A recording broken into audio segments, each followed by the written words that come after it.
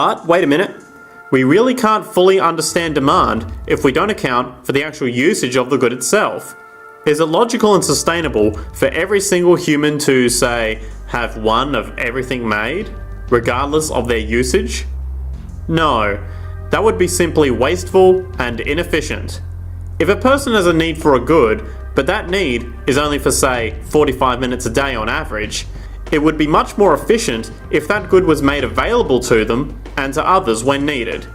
Many forget that it isn't the good that they want, it is the purpose of that good.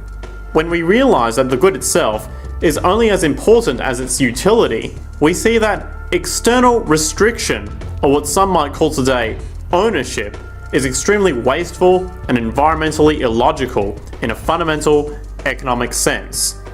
So, we need to devise a strategy called strategic access. This would be the foundation of our demand distribution tracking system, which makes sure we can meet the demand of the population's needs for access of whatever they need when they need it.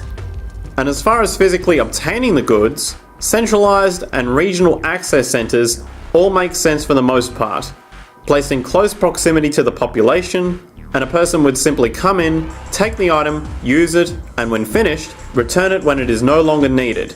Sort of how a library works today.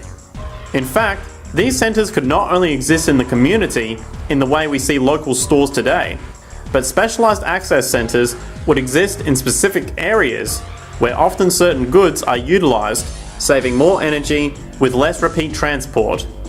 And once this demand tracking system is in order, it is tied into our production management system, and of course into our resource management system, hence creating a unified, dynamically updating global management machine that simply makes sure we remain sustainable.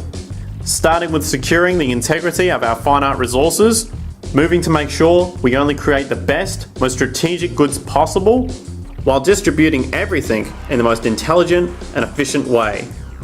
And the unique result of this preservation-based approach, which is intuitively counter to many, is that this logical, ground-up, empirical process of preservation and efficiency, which can only define true human sustainability on this planet, would likely enable something never before seen in human history: access abundance. Not just for a percentage of the global population, but the entire civilization.